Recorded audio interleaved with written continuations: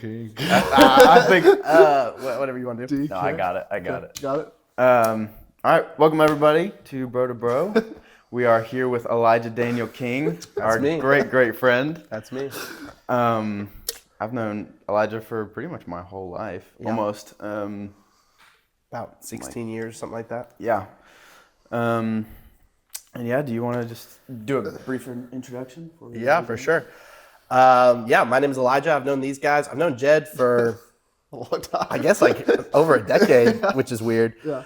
I'm one of 9. I was homeschooled my entire life. I am the 6th kid in the rotation, so I've got 3 younger, 5 older. I think that's right.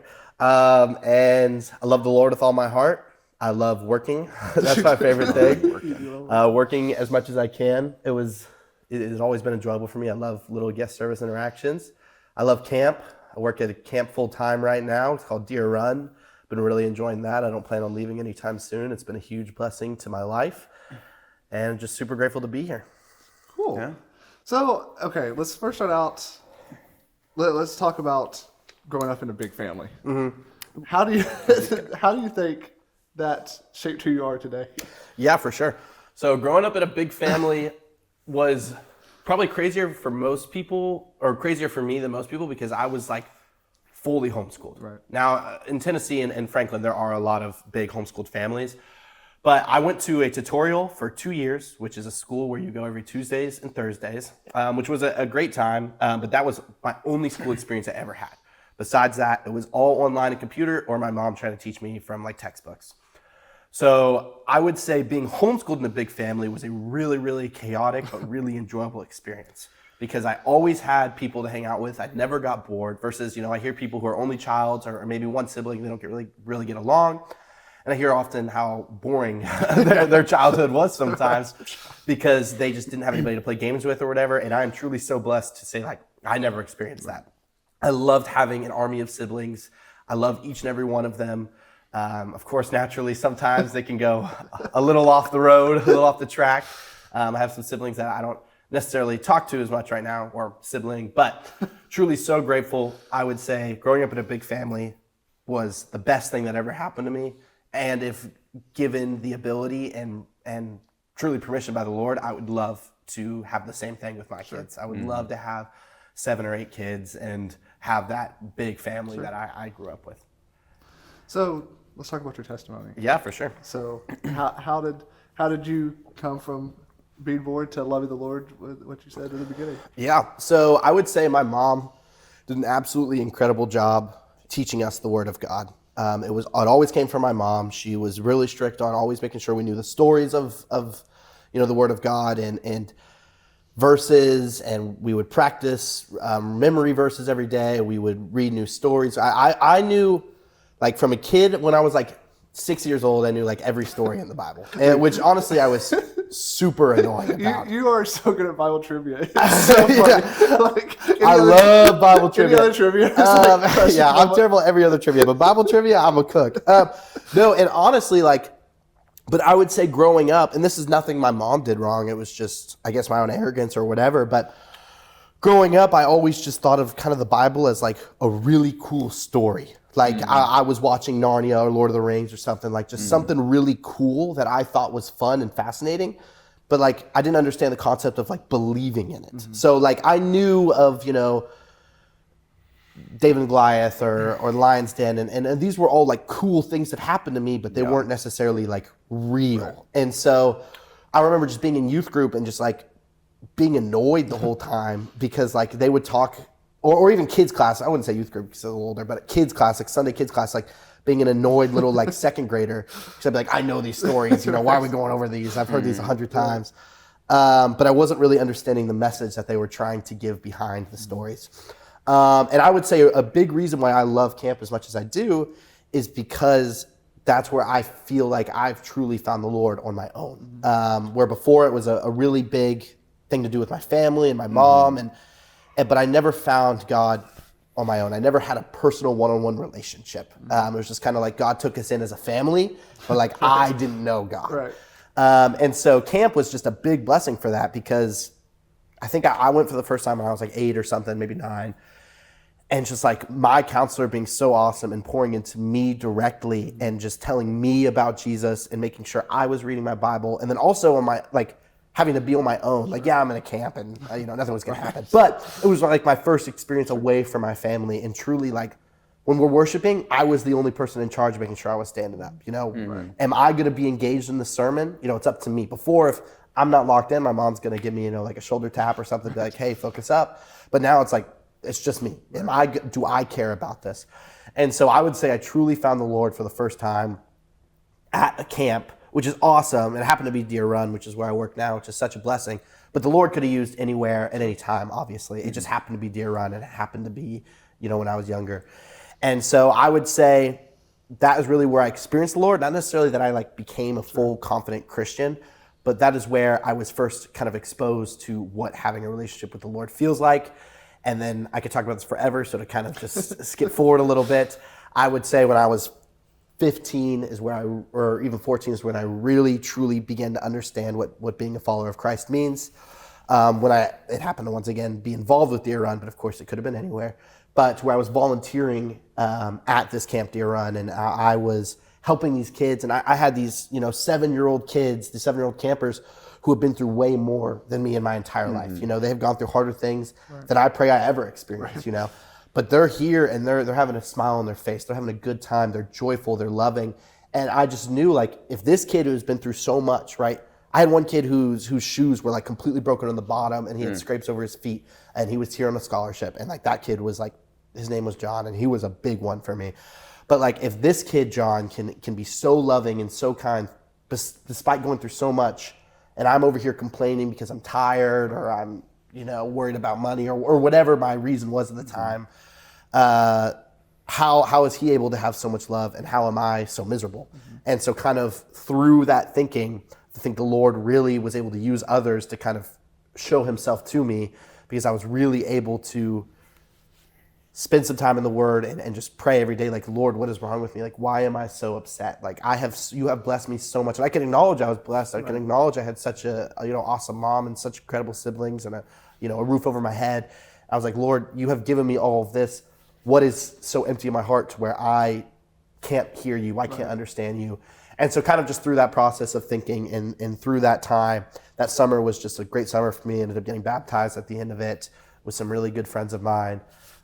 So I would definitely say my testimony is a lot of the Lord using others, which is really, truly so grateful for, because I love conversation. I love meeting new people.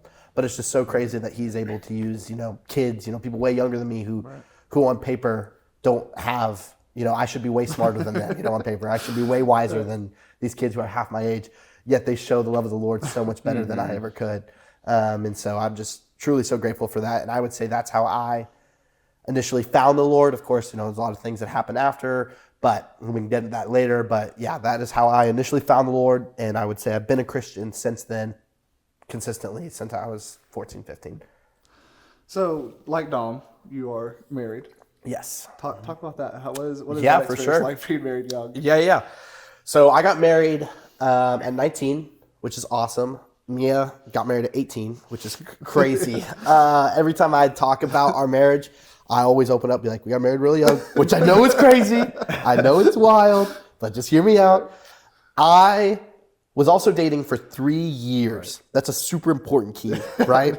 I can't imagine ever dating for 1 year than getting married. No, I'm just kidding. I knew it was going there. I knew you were going to say it. Just kidding. Dom was dating for 1 year, and he had Toby is awesome. But no, I was saying I was dating for a long time, truly so blessed. And I just prayed and prayed and prayed and prayed. And I knew that I was not going to get married to someone if I wasn't confident in it and I felt the Lord's blessing over it. Mm-hmm. And so we were dating for 3 years. We met at AMC, working together. I was her boss. It was awesome. I'd be like, hey, I was the one who's planning breaks, and I would accidentally plan our breaks together, and I'd be like, oh my gosh, we're on the same break. Anyways, you trying to go to Subway, or you trying to, it was awesome, Riz. But no, truly so blessed. I have never felt so confident over a decision than when I proposed. I prayed about it with her a lot. We went through it a lot. You know, it was a scary decision because her family doesn't come from faith. And so she's kind of like the first Christian in her family. And so kind of navigating that and truly feeling, you know, the Lord's peace over that was a definitely a worrying decision at first. But that being said, I felt very confident in it. I prayed about it every day. And I'm truly so grateful that I can say I am 21 and I've been married for a year and a half. Yeah. You know, it's really cool that when we're 30, she can say she's married for 12 years or whatever. So I am super, super blessed. I feel super great about the decision. I'll never regret our decision. We live in a good place. We both work hard. We both, this is my clubhouse, my apartment. I'm super, super blessed with everything. She's a hard worker and she is everything I could ask for. And I would not ever feel as confident as I am if I married anybody but her. She is the love of my life. Right. And I am so grateful for everything she's done, and also more importantly, everything the Lord has done to bless our relationship. Yeah, and you are like, because you guys met at AMC. And we're all AMC employees. Yeah, we've all worked at AMC. We'll get that in a minute. At one point or another. Yep. My two failures. But one of the many things I've admired about you most is how, even in like, not even boring jobs, but just how you make simple jobs important. And like AMC being a big one, that even in just like personal, like not even spiritual growth, but like there'd be days you were working long shift at AMC that was just super boring and you're like, yeah, I got in like 30,000 steps or whatever. I'm like, how? Like I would have been on my phone the whole time doing nothing. Yeah. But you also are very good at like putting faith into that, and like we've talked about in the past, like living in a way that people ask you questions about, like why do you do this, why do you do that, and you are very good at doing that. How is that? Where does that come from for you? Like that drive to work very hard, but also in a way that like no one knows that you are tired. No one knows that you've gone through all of this stuff, because you have gone through a lot. Yeah. Where does that come from for you? Well, first off, I appreciate the kind words, but I would say working has always been a really enjoyable thing for me, because since I was homeschooled, like I said, I had my siblings, and I love my siblings, and it was super fun hanging out with them. But working is where I figured out how to be social, right? Before I was the super stereotypical awkward homeschooled kid. My track was Chick-fil-A. I was getting up there for the rest of my life. But I broke through it, and I applied, and I got a job at AMC. It was my first job. I was, I think, just about to turn 15, or I just did turn 15. That job, I will never regret it. I was there for 6 years, and it was truly such a blessing and so awesome. But to answer your question on the drive I had to kind of try and bring the Lord into every shift that worked. If Franklin, Tennessee is a Christian bubble, if where we live, because it truly is, the chances of me saying, hey, I'm a Christian, do you believe in the Lord? And having a positive interaction to that, unless maybe you're in like Nashville, but having a positive interaction to that is like such a higher chance than like anywhere else in the world. Like Franklin, Tennessee is such a bubble, and sometimes I have to remind myself that and force myself to have harder challenges, because otherwise, like, we live life on easy mode, you know, truly so blessed. But anyways, if Franklin, Tennessee is a bubble, then AMC is a needle to pop that bubble. AMC had more people who were anti the Lord, anti the Bible, anti Christianity than anywhere I've ever met.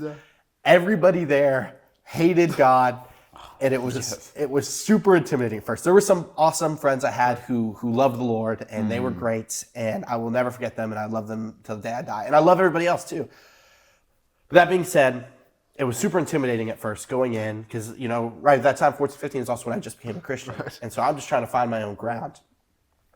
But that being said, something I've learned about people who hate Christianity is they're also the people who will ask the most questions about Christianity. I would all the time have people who I tried to make it super obvious I was a Christian. That was one thing I feel like I didn't have too much struggle with. If somebody said, oh, do you believe in anything, or oh, this, or oh, that, or oh, why, you know, why do you go to church or whatever? I never shied from saying like, oh, I love the Lord, but maybe I wouldn't go super deep into it, but I was always standing my ground that I love the Lord. So everybody at work knew this about me. It was a known thing. I was a fat, chubby, short kid, and they just knew me as like the little wholesome Christian kid, and that was my role, and that was cool with me. You know, I was chilling. But that being said, a lot of people would question my faith, and not necessarily a hostile way, because they saw me as younger, and they were being nice, but why do you believe in God? Why do you care about this? Like, hey, this obviously isn't real. These are just stories. And it really honestly like got me excited. Right. It really I thought it was so interesting that people wanted to talk to me about God. Because before, every time I talked about the Lord, it was always in a Christian environment, right? Yeah. It was at church, it was at youth group, or it was with my family. So sometimes there was no weight to the discussion. Sometimes there was no heaviness to what we were talking about. It was just we all agree, all thumbs up for the Lord. And that was good. We were all just hyping God up, and that was good enough for us. Right. But to have interactions where people are against what I'm saying, and maybe this is where I learned that I love debate, but having interactions where people were against my beliefs and against what I was saying, it made me so excited to be able to try and talk about him and bring light to the Lord to people who couldn't care less. Right. For example, I don't curse. I don't like cursing. I feel like it's really aggressive. But I know a lot of different Christians can have different beliefs on that. Of course, like when I'm an idiot, I have like sworn before, but I do my best to not ever swear. And that has always been a trait of mine. Right. And so at work, I will always say, oh, what the frick, or I never said what the freak. That's like ultimate homeschool. That's Joe Goss. But I never said what the freak. I always said what the frick, or what the heck, instead of hell, or whatever. Piss. Yeah, what the piss. Whatever. And I've had this debate a lot recently, like literally last week, about, hey, if you're saying frick instead of the F word or whatever, right, are you not just saying like the F word? Like, what's the difference? Right. If you're using this word with intent, what's the difference between saying frick or F or whatever? Mm-hmm. And my argument to this has always been that I have had so many conversations of people coming up to me and talking to me saying, why do you talk the way you do? Like, that's so lame. Why do you say frick? Why do you say this or whatever? Or, oh my gosh. Right. Why do you say these things? And that is a conversation starter and a great opener for me to point back to the Lord and say, here's this, here's that. Because people asking me about it gives me that opportunity because they're asking me a question, so they have to listen to my answer. I could come up to them and I could just say, hey, I think cursing's lame. Screw you. And that's not going to be a good conversation because they don't have to listen to me. They can slap me in the face and walk away and call it a day. Sure. But if they are asking me a question, hey, why don't you curse? Or hey, why don't you swear? Or hey, why don't you do this? Hey, why don't you drink? Right. They are asking me that question, and they have to, if they're a somewhat decent human being, listen to my answer. They are setting me up for a goal, right? That is the Lord, giving me an assist and giving me a chance to freaking kick it in the goal. And so I have sports analogy. Yeah, sports. I love sports, guys. But what's your thought about lying? No, but I am truly so blessed to have a job where I would say it wasn't a Christian-based place, because I think the Lord really used that to build my confidence in my own faith. Right. I've never smoked and I've never had a sip of alcohol. And those are two things that I was peer pressured in every day at AMC. Mm-hmm. People would beg me to go to the AMC parties. People would beg me to smoke with them. And it was probably through bad experiences, my older brother who did both those things, and I saw kind of his life crumble around him. Right. But I never felt the urge to do those things. And I was able, because I had so much confidence in myself, and so knew the Lord would protect me, and I knew that I would not fall into temptation.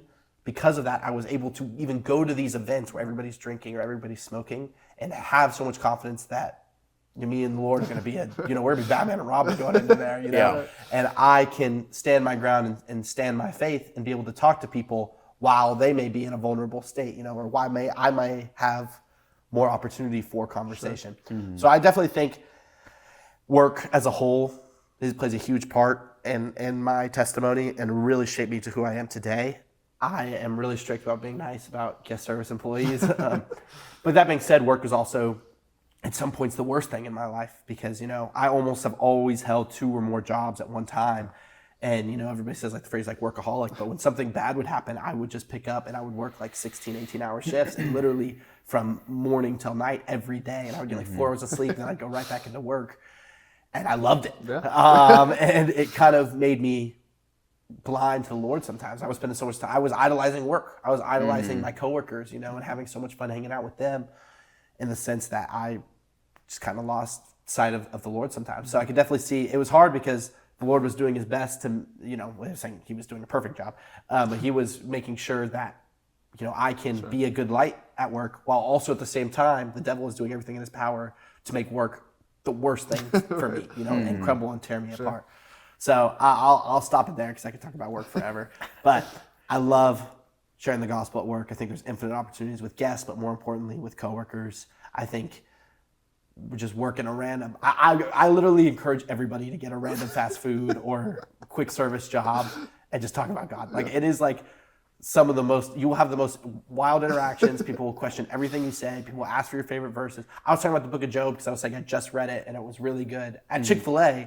And you would think everybody there is Christians. And I would say out of everywhere I've worked, majority, it's like the majority. Yeah. But there's definitely a lot of people who aren't. But that being said, I was talking about the book of Job.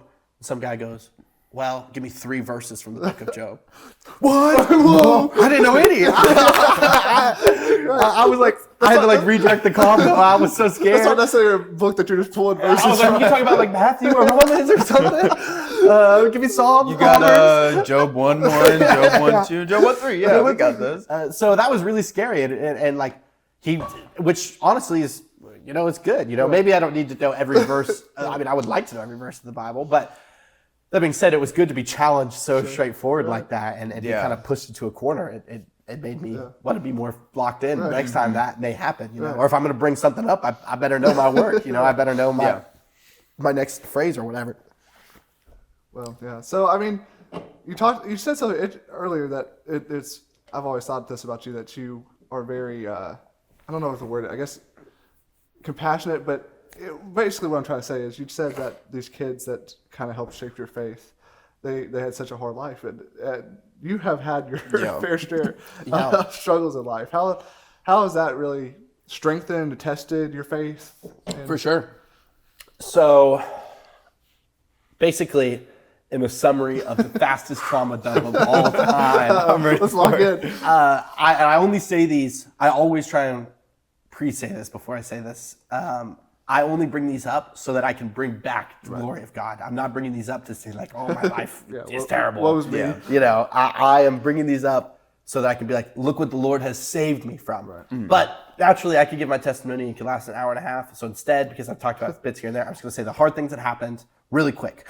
So my sister, Charlie, she was born super early. She was born like 3 months early, something like that. She was like barely 2 pounds, the smallest baby you've ever seen. People didn't think she was real. You could literally put Barbie clothes on her and it would have fit. Like, tiniest baby ever. She was our best friend. My whole family was 2 years apart, right? For the most part. So it was like Britton, my oldest brother, I don't know how old anybody is, but let's say he's 30 and then my sister's 28 and then 26 and then 24. Like, we're all 2 years apart.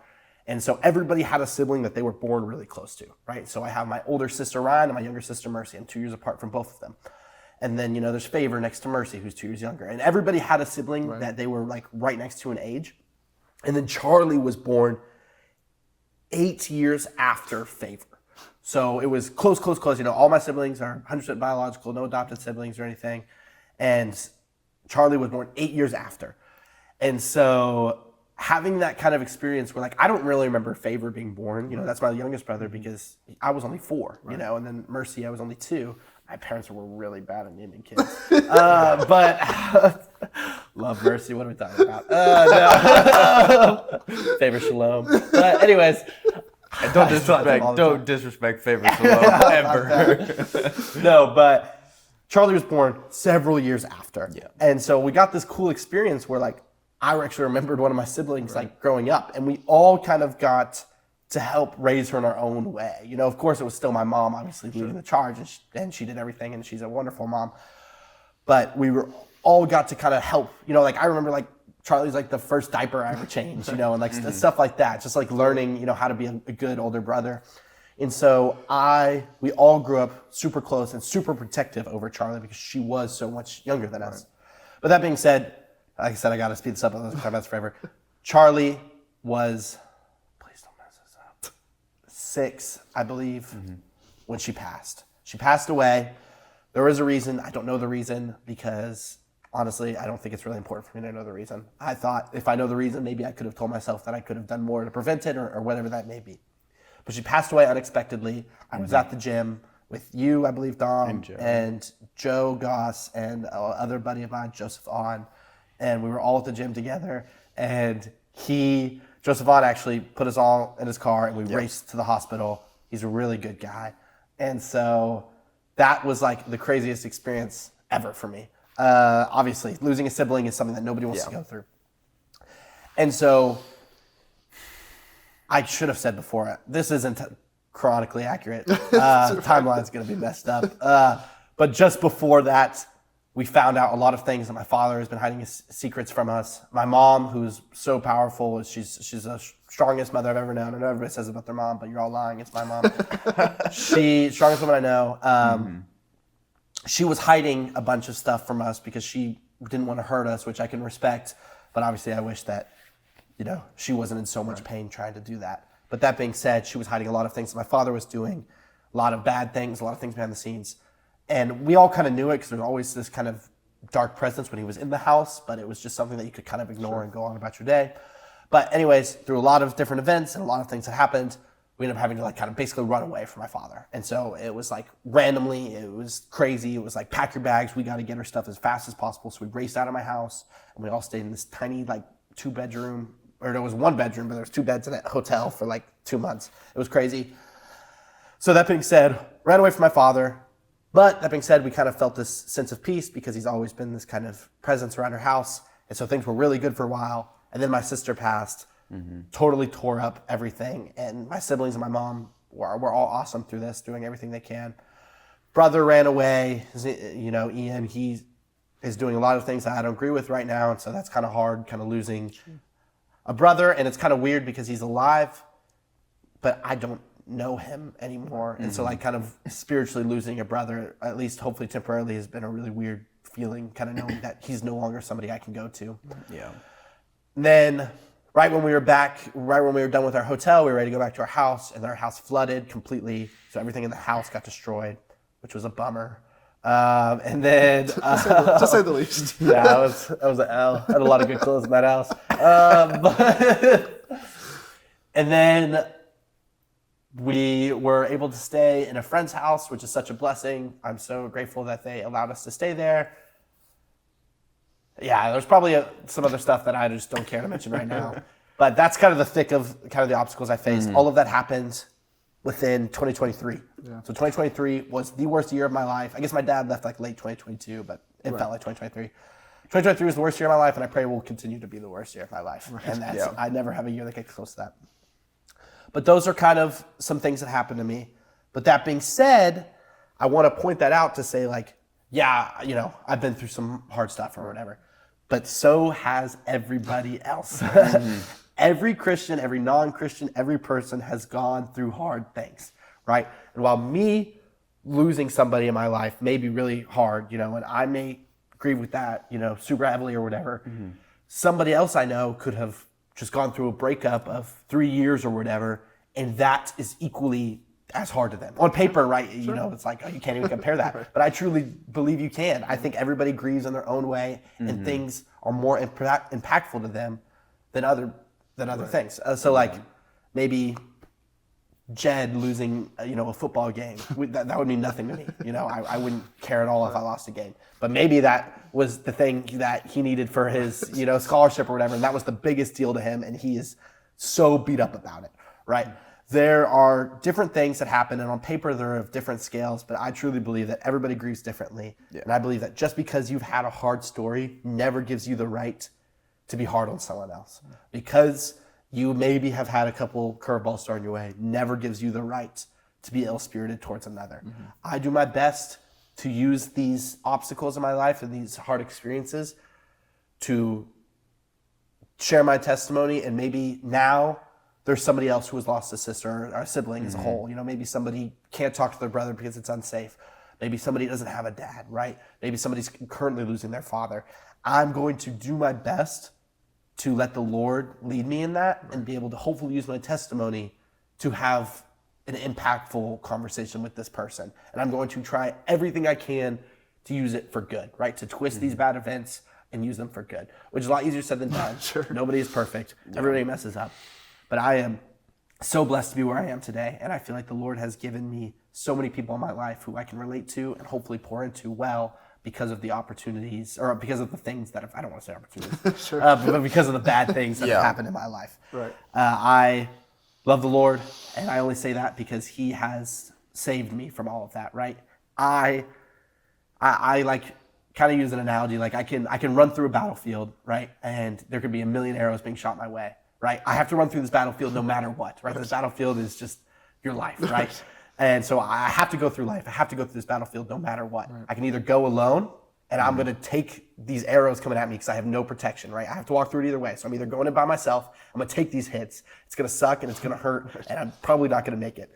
Or I can go through this battlefield with the armor of God, right? And I can have Him protecting me along the way, right? I'm still going to have this oncoming fire at all times, but I have this shield, right? I have this armor of the Lord protecting me, and Him just being perfect in every way, and having Him by my side, you know, having Him with me every step of the way.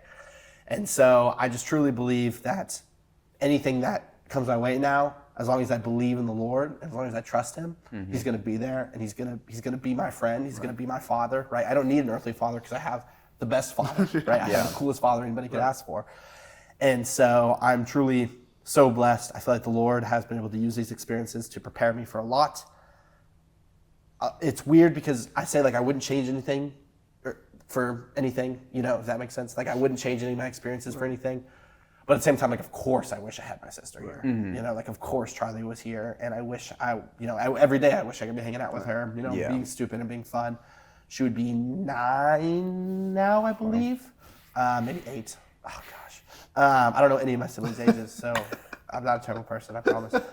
But You have of course, so many. There's so many. there's too many. It's hard to There's keep- too many. hard to keep up. But truly so blessed, and I wish I could have her with me. But I also need to know and understand that I'm going to see her again. Yeah. You know, I have no doubt that she's in heaven right now, partying, hanging out, watching over us. You know, and I'm so excited to be able to see her again one day.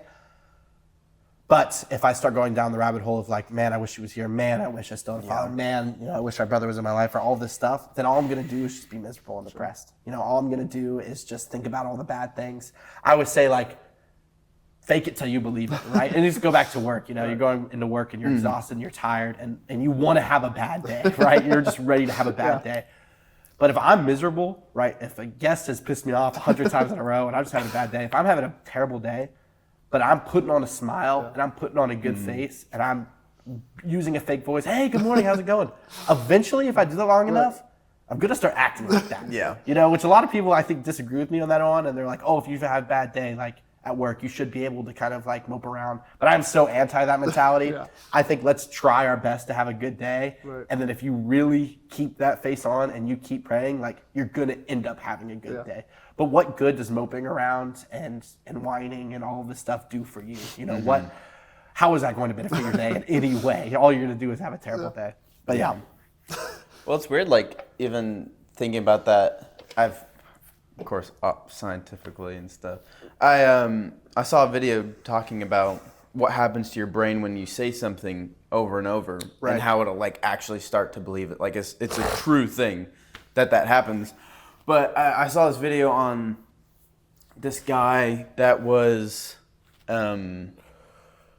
he was in some, like, he was a Satanist, but had a crazy interaction with Jesus and, like, totally flipped 180, or 360, 720, all the way around. Just was flipping. Yeah, he was just flipping. flipping. He didn't know what to do. But it's interesting because I've seen a lot of his videos recently, but like having that, I guess, insight on the enemy, how the enemy works. Like the enemy can't read your mind or your heart only God can do that. Right. But things you do say out loud or express out loud, the enemy can see that and hear that. Yeah. So things you keep saying or things you express, they're gonna be like, oh, we can use that against them and like make it worse. So it's interesting you say that because like you're literally in that you're trying to trick yourself, but you're also like the enemy's like, oh, I don't. It's hard because like I don't know he's having a bad time or For sure. So that's interesting. That was something I thought was interesting. That Can I touch on something real quick? Yeah, that I go want to ahead. talk about. I have been having this frustration recently that I'm trying to hold back because frustration can so easily turn into judgment. And you know, who are you to judge somebody who just sins differently than you? That's a bar. That is a But anyways, we'll clip that. Opus Yeah. clip. Take that one. Right. no, but a big thing that I see Christians do, and something I want to really encourage Christians is know your audience. People say that a lot, but you could be talking to a group of Christians, right? Us three could be talking, right? And all three of us can say we love the Lord. All three of us can say we know God. But maybe Jed or Dom or whatever. It's like I pointed out Jed, which says Dom is really struggling with his faith and is in a really, really dark spot. Now, 99% of people, I think, especially men, aren't going to take that step and be like, I am struggling. I am failing with my faith or whatever. But he could also be a great actor, right? He could be on the outside the most perfect Christian, and we're all like, wow, Dom is doing such a great job. But on the inside, he's hurting. The reason I bring that up is I often hear Christians talking about their past or testimony with a group of Christians. And what always ends up coming up, or at least in every conversation I have, is people going like, okay, what was the craziest thing you did before your faith? Or hey, what was like, what are some like, do you have a bad drinking story or whatever? I hear that conversation come up all the time, and it truly does kind of get under my skin and bother me because one, at this point, if we're talking like, okay, I'm a Christian now, I would never do this again. But I remember in high school, like I had this, like we, broke into somewhere or whatever. That's things I hear all the time, right? I literally hear this crap all the time.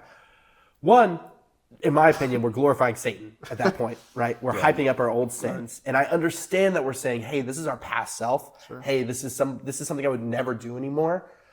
But maybe me saying, hey, yeah, I would never do this again, but I had this crazy story with alcohol or whatever. And maybe in this moment, Dom is struggling with alcohol, right? Maybe Dom is having a terrible experience with alcohol and is failing and is one, bad tip away from drinking himself to sleep. Yeah. And me bringing that up could be, I guess, like a trigger for him or whatever. Yeah. I just hate the idea.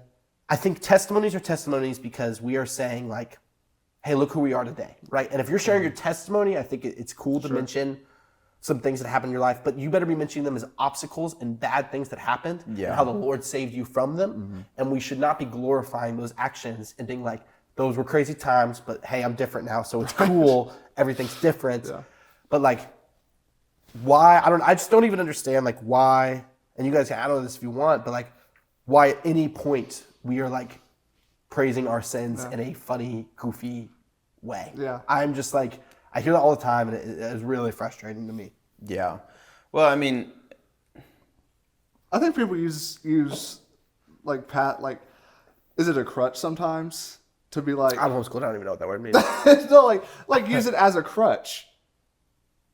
You're gonna have to explain it in a different way. You're gonna have to go and do it now. So when your leg is broken, you need crutches to walk. That's a crutch. Yeah. So like people. Cool. So like what I'm saying is like people would say like I had this experience. I got hammered and pissed on the school lawn, whatever. Yeah. And they'll like make these excuses for a sin that they might have committed and justify it by saying I was under the influence of alcohol, under the influence of whatever. Yeah. And I think that is a really big problem of people still using that as to justify something they did and not realizing, well, that was a bad thing I did. Yeah. I am I truly believe from the bottom of my heart that getting drunk is a sin. Of course, I don't think drinking is a sin. Jesus drank wine. But getting drunk is a sin. And I also believe getting high is a sin. But I just truly hate when people are like, well, I was high, so I did something stupid. Or, oh, I was drunk. That's You did that. Yeah, that's what I'm like, saying. I don't care if, I think you're exactly right. I think that is super fresh to me because it's like, you made the decision to get high or drunk or whatever. And so any actions you do when you're under the influence is on That's you. on you. There is no, oops, I'm so sorry. Like, I didn't know I would act like you picked up that bottle. You could have had a beautiful Shirley Temple and been sipping on some non-alcoholic cherry stems and been having the best time of your life. But you picked up that Bud Light and you did that. So you are now to blame. No, I think there's I love Shirley Temples. You do love Shirley Temples. Anyways, continue. No, I think there is like, not even just in that sense or in that specific topic of drinking and smoking and stuff like that. There is a huge lack of, in 2025, almost 2026, of accountability. For sure. For people. I think they say, even Christians like, well, I'm this way because the world is this way. For sure.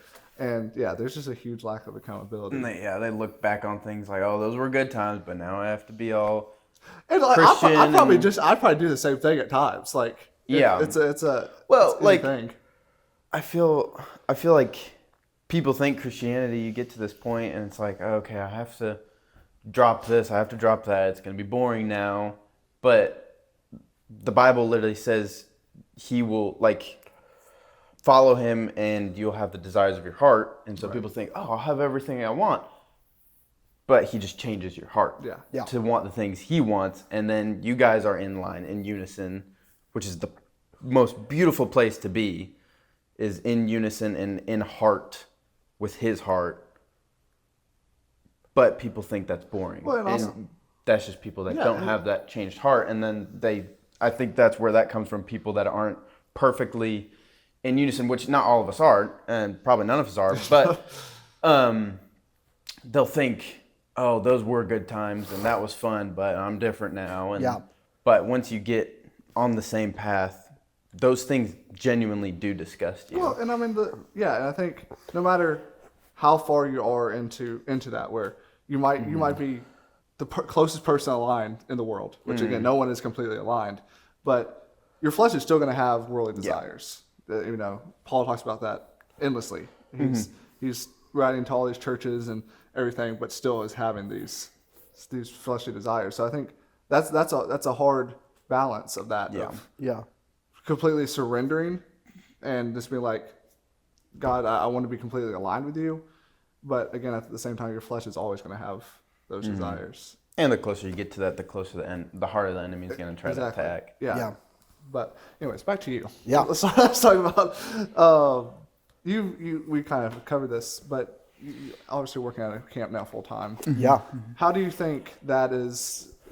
Obviously, that's kind of like a good place to minister to people, and it's a good place to connect with people that may have had really bad experiences with Christianity or stuff like that. So how do you navigate that, where people might be coming in where they hate God, and I'm sure that happens all the time, right? But they're also at the same time kids. Yeah. So how do you navigate that? For sure. I cuss them out, kick them out of the camp. You don't believe the Lord? Get the frick out of here. No, I'm just kidding. I am so blessed to be working this campus a full time. Right, I just started working full time a few months back. Before that, it was just I was there every summer. Right. I'd work as a camp counselor. I said before that I want everybody to work at McDonald's, but I also want everybody to work at a summer camp. I think whether it's a Young Life camp or a church camp or something, I think being a camp counselor for some experience, some sort of amount of time is like the coolest thing that anybody can do, even if you just volunteer for 1 week. But anyways, I think that definitely, like I said before, we are in a super Christian bubble. And so I think that working at Deer Run is a lot easier than working at a lot of other camps. Sure. And for a while, I kind of still have this goal. I just don't know when I have the time. But for a while, I really wanted to go work at a summer camp that was not Christian based.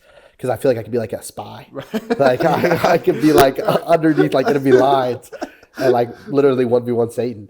But working at Deer Run is really easy, honestly, in some ways. Right. It is what is going to be exhausting is it's physically exhausting. Yeah. You are walking, you are getting 40,000 steps a day, you are drained, you are tired, you are angry. But spiritually, like as long as you're doing things right and you actually want to receive the Lord, you can receive the Lord everywhere you go, right? Because you are pouring out a lot. You are pouring out more at camp than you ever will in your life, because every day, 24/7, you have kids looking up to you, and you know that you have to say the right things because, you've got 8-year-olds all the way to 16-year-olds looking up to you for advice, and they trust you, and they want to hear what you have to say. So that can be exhausting. But that being said, you have the largest group of community that you will ever have in your life. We, at least Deer Run, aims to have 125 staffers. So that is 124 people around you who all love the Lord and who theoretically at any point would be willing to talk about God with you and be willing to pour into you. And then you also have leadership. You have Elijah, who's just a beautiful, handsome, humble leadership member of Deer Run. Really good guy. And you've got, everybody else in leadership. Elijah's really the leader. No, I'm just kidding. John, April, Emily, love you guys. But no, you've got leadership now. You've got senior staff. You've got all these people who will pour into you and will love on you. If all you have to do is go out and say, hey, I'm feeling tired this week. Hey, I'm not feeling like my cup feels empty. I really just need some good word of God. And they will, within a second, jump at that opportunity and pour into you with everything they've got. And so I think truly, if you're in it for the right reasons, working at camp can be like the most fulfilling thing ever, because you're going to pour out more than you ever have, but you're going to receive more than you ever will. So I would always recommend working at camp. I think working in the off season has been super interesting for me because, it's summer, everybody's coming for kids camp. We advertise ourselves a million ways that we are a Christian camp. So 99% of kids will at least claim that they're Christians. Yeah. But in the off season, you can just rent out our space, right? Any group can come. And so 99% of the time, again, it's going to be youth groups or churches or something. But we also have that 1% of groups who are just coming in to use our space. And so that's really cool because I get a cool opportunity to talk to these people in the off season and kind of hang out with them. Just this other day, we had or a few months back, I guess, we had a mother-daughter retreat. And so yes, once again, that is based in Christianity. And we advertise the Lord in that. And so anybody who signs up should know that you are coming in for, a Christ opportunity. So this lady I was talking to was a Christian, and she was really awesome. And she was walking out of the camp store, and she opens the door and she stops. And she's just I thought she was aura farming. I didn't know what was going on. She was just looking into the abyss. And I was like, that's cold. Are you all right? And she slowly turns around and it was super funny, but it was super awesome. She was like, I really have to go. And I'm not really feeling it right now. But the Lord's telling me to pray over you, and I just would feel really bad if I didn't listen. So that was the most unique way I've heard. Somebody was I don't want to pray over you. This sucks, but I have to pray over you. And that was also it was really cool, that moment of honesty. But I was oh my gosh, yeah, that sounds awesome. So she prayed over me. It was a really incredible prayer. I could tell that it was truly led by the Lord. She hit a lot of good points in my life and things that she said there's no way she would have no way she would have known that applied to me. Right. And so then I asked to pray for her and asked if there's any prayer requests. And she was like, no, I gotta go. She was like, I gotta go. Yeah. And she was she was bawling her eyes out. She was I'm leaving early because I'm going to my sister's funeral. Oh, gosh. And I was like, whoa. I felt so unequipped in that moment. But that being said, such a cool random opportunity that I got because I work at a camp, at a Christian camp. And something that wouldn't have even happened if she didn't feel the Lord if she didn't answer the Lord and pray over me, and then if I didn't ask to pray over her, right? Which is not either of us, it's all God. Sure. Yeah. But it's cool that even in a ministry opportunity, you can go deeper, right? There's another level of conversation that you can explore, and you can very easily just ride that minimum line that you have to, surface level. But if you want to go deeper and you want to have awesome relationships about God that go further than just, I'm a Christian, I love the Lord, you can have those conversations, and it's really cool. And so there's interns at camp who are all 4 awesome people, about to be 5. The 5th one sucks, but the 4 of them are awesome. I'm just kidding. It's Chase. I love you, Chase. I was like, who are we talking about? No, it's CD. I love that guy. But all great people, and I have had some of the most cool, awesome conversations with them, and I've been able to really grow and bond with each one of them individually, and I'm just so blessed to have them around. But once again, my relationship with all 4 of them could just be so basic and surface level Christian, but because they are all so awesome and God-fearing and willing to pursue a good conversation, we are constantly going into deeper subjects and talking about what we believe in, talking about what's controversial, what's, whatever. And so I truly am so blessed that everybody around me is willing to have that deeper conversation, and that the Lord gives me the confidence to take that step further, to go a little below surface level. Sure. Yeah, that's cool because you kind of answered a question I was going to ask. Was like, how's your approach different? Like going into AMC, Yeah. 90% of these people not only don't believe it, they just don't even want to hear it. Yeah. And then going to camp where it's like, dude, I know this story. I've heard Well, this truly, because like million my times. surface level at AMC is like people are going to the grave. They're going deeper than they're going to the center of the earth. Yeah. So it's just like knowing what the group surface level is, and being willing to push a little past that. Yeah. So a basic conversation at AMC might be more of Christ than anybody's ever heard in their life. Yeah. So what's going into 2026? What is next for Elijah Daniel? Yeah, suicide.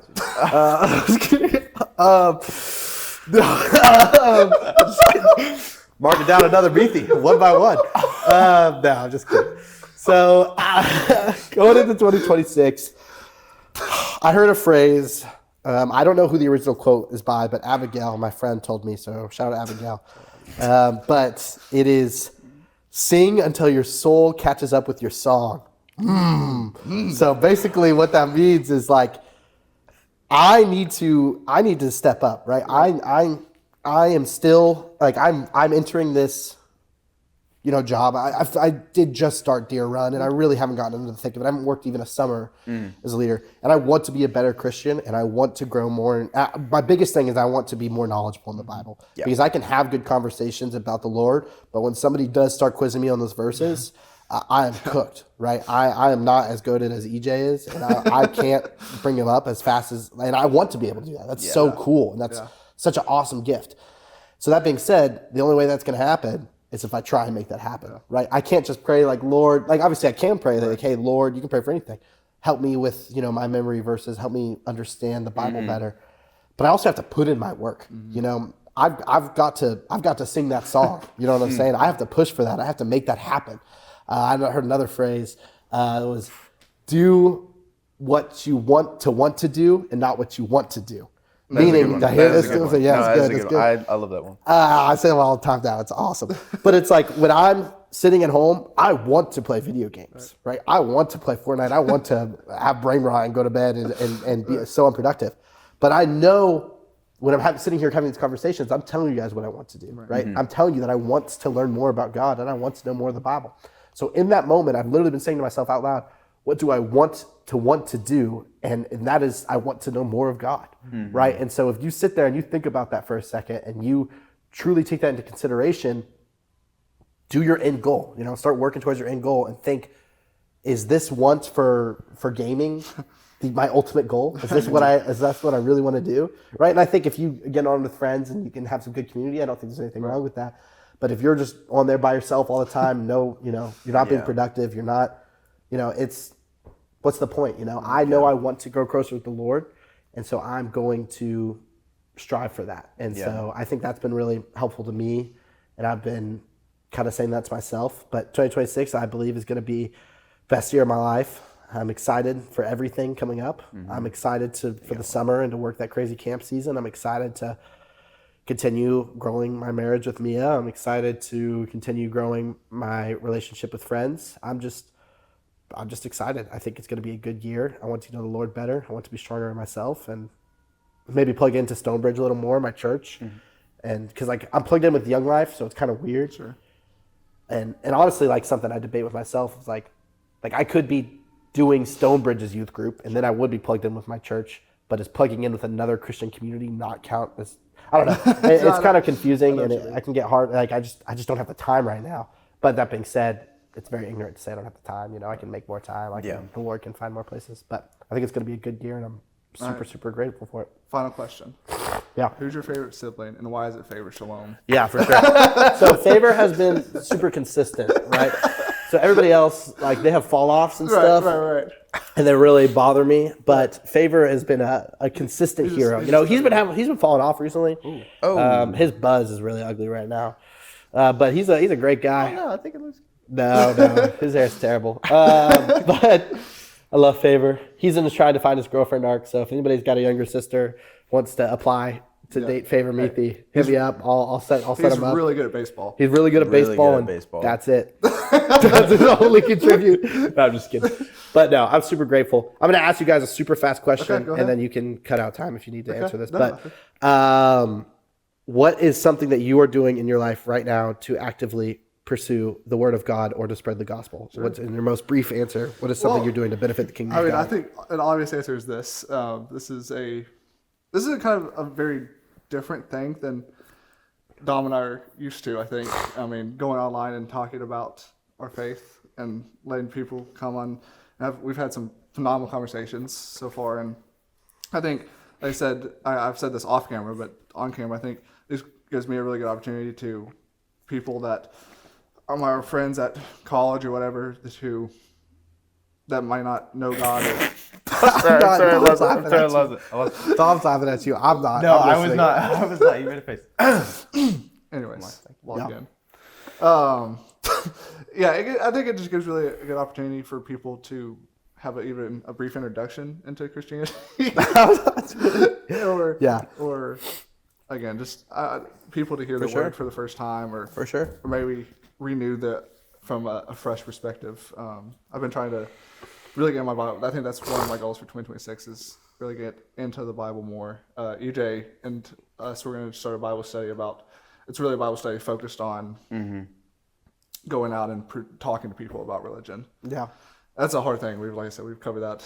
So I'm excited to get that going. Shout out EJ. Yeah, EJ's Shout out awesome. EJ. He has the Edgar flu. Jones. He has the flu right now, so prayers up for Yeah. EJ.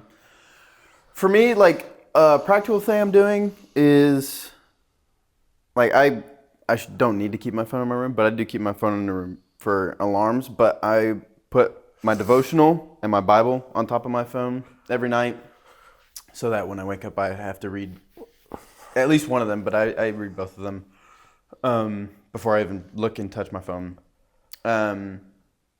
But like something I want to do is like evangelize. Like I was driving somewhere yesterday and which is bad of me because I didn't jump on it, but I saw a homeless man. I was like, what's stopping me from like pulling over right now? I don't have anywhere really to be. What's stopping me from pulling over and just going praying for that guy? Like For sure. what bad is that gonna do? If For that guy sure. says no, like he even knows that someone like wanted to pull aside to at least go stop and talk to them.